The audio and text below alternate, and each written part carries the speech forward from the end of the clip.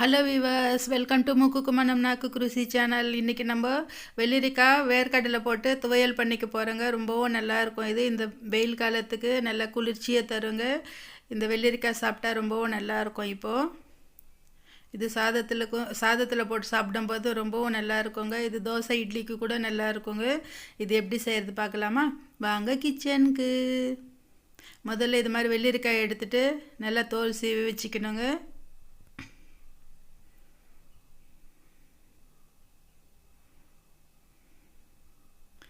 இது கசப்பாக இருக்கா ஒரு வாட்டி கொஞ்சம் சாப்பிட்டு பார்க்கணுங்க.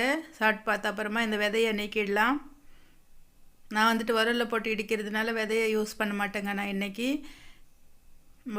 மிக்சியில் போட்டுக்கிட்டோம்னா விதையோடு கூட கசப்பு இல்லாமல் இருந்தால் போட்டு செஞ்சுக்கலாம். இது பீஸ் பண்ணி பக்கத்தில் வச்சாச்சு. ஸ்டவ் ஆன் பண்ணிக்கிட்டு கடாயை வச்சு கடாயில் கொஞ்சமாக எண்ணெய் விட்டுருக்கேங்க. அதில் பச்சை மிளகா போட்டுக்கலாம். ஒரு 10-15 பச்சை மிளகாய் இது மாதிரி கட் பண்ணி போட்டிருக்கேன். நல்லா ஃப்ரை ஆகி வந்திருக்கு பாருங்கள்.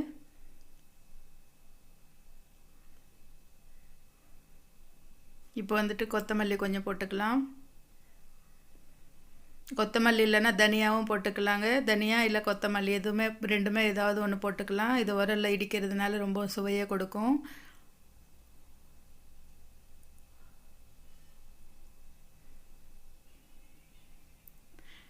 இது மாதிரி நல்லா வறுத்து எடுத்துக்கிட்டோம்.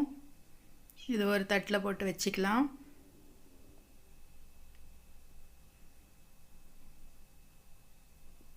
இப்போ வேர்க்கடலையை போட்டு அதே கடாயில் வறுத்துக்கலாங்க. மீடியம் ஃப்ளேம் வச்சுட்டு நம்ம வேர்க்கடலையை வறுத்தோம்னா நல்லா சுவையாக இருக்கும். பாதி வறுபட்டு வந்துடுச்சுங்க. இப்போ சீரகம் போட்டுக்கலாம். முதல்லையே சீரகம் போட்டோம்னா ரொம்ப தீஞ்சிருங்க. அதனால பாதி வேர்க்கடலை நல்லா ஃப்ரை ஆகிட்ட அப்புறமா சீரகம் போட்டிருக்கோம். நல்லா ஃப்ரை பண்ணிவிட்டு இது ஆற வச்சுக்கலாம். இப்போ உரல்கிட்ட போயாச்சு. உரலை ஒரு வாட்டி நல்லா இது மாதிரி க்ளீன் பண்ணிக்கலாம். பண்ணிவிட்டு கல் உப்பு போட்டுக்கலாங்க.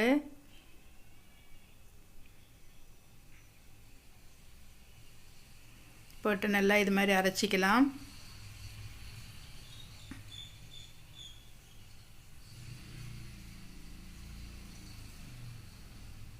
இப்போ வந்துட்டு பூண்டு பல் ஒரு 5 பூண்டு பல் தோல் எடுத்துகிட்டு வச்சுருக்கேங்க. அதையும் போட்டு நல்லா இது மாதிரி இடிச்சிக்கலாம்.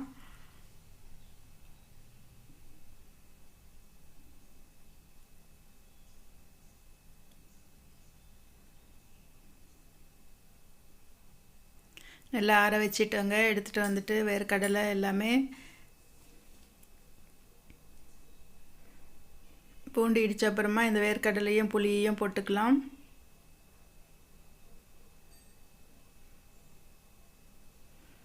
வெள்ளரிக்காயில் நல்லா புளிப்பாக இருக்குன்றதுனால புளி கொஞ்சமாக போட்டிருக்காங்க. ஆனால் போட்டால் ரொம்ப சுவையாக இருக்கும்.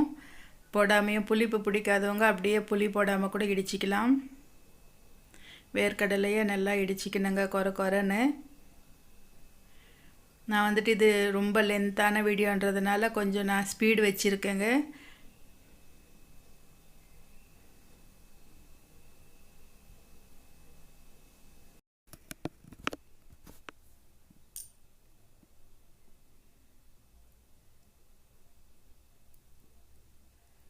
இது மாதிரி நல்லா இடிச்சிக்கணுங்க. இடுப்பட்டு வந்துடுச்சு.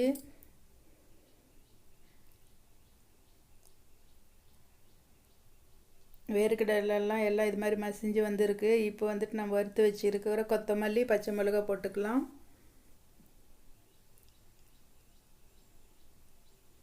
இதையும் நல்லா இது மாதிரி இடிச்சிக்கணுங்க.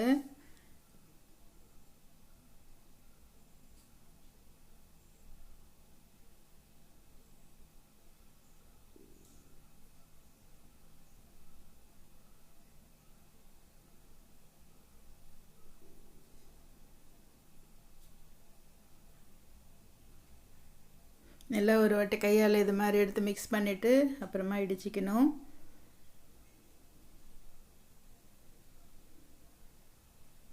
இப்போ நல்லா இடிப்பட்டு வந்துடுச்சிங்க. இப்போ வந்துட்டு வெள்ளரிக்காய் துண்டு சேர்த்துக்கலாம்.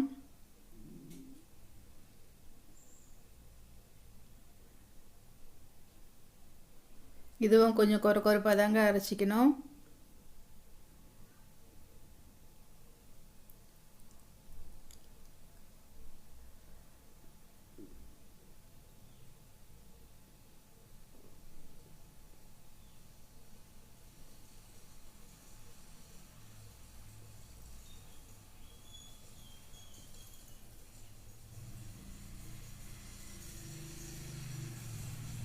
நல்லா இடிச்சாச்சிங்க, நல்லா மசிஞ்சு வந்திருக்கு பாருங்கள். இப்போ வந்துட்டு எடுத்துகிட்டு ஒரு பிளேட்டில் வச்சுக்கலாம்.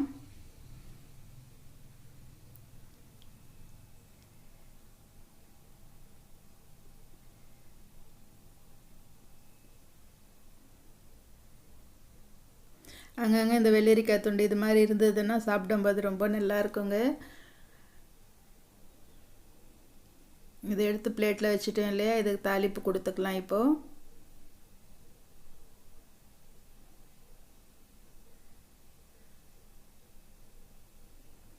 ஸ்டவ் ஆன் பண்ணிக்கிட்டு கடாயை வச்சுக்கிட்டேங்க. கடாயில் எண்ணெய் விட்டுருக்கேன். அதில் வந்துட்டு காஞ்ச மிளகா, கடலைப்பருப்பு, கடுகு, உளுத்தம்பருப்பு சேர்த்துருக்கேங்க.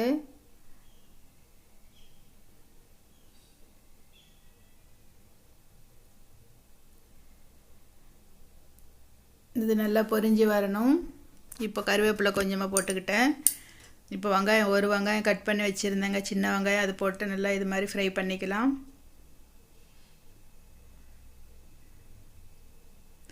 ரொம்ப ப்ரௌனாக ஒன்றும் அவசியம் இல்லைங்க. இதுக்கு கொஞ்சம் இது மாதிரி கண்ணாடி பதம் வந்தால் போதும்.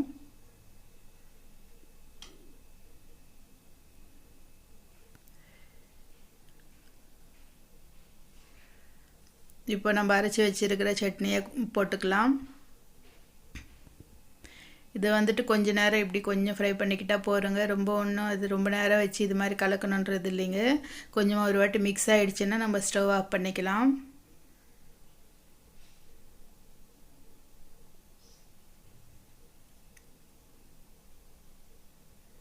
ஸ்டவ் ஆஃப் பண்ணியாச்சுங்க. இப்போ ஒரு கப்பில் போட்டோம். நான் சாதமாக எடுத்துகிட்டு வந்துட்டேங்க. சாதத்து மேலே சுட சுட சாதம், கொஞ்சம் நெய் விட்டுட்டு இந்த சட்னியை போட்டு சாப்பிட்டோம்னா ரொம்பவும் சுவையாக இருக்குங்க. இந்த வேர்க்கடலையும் இந்த வெள்ளரிக்காயும் காம்பினேஷன் ரொம்ப சூப்பராக இருக்குங்க.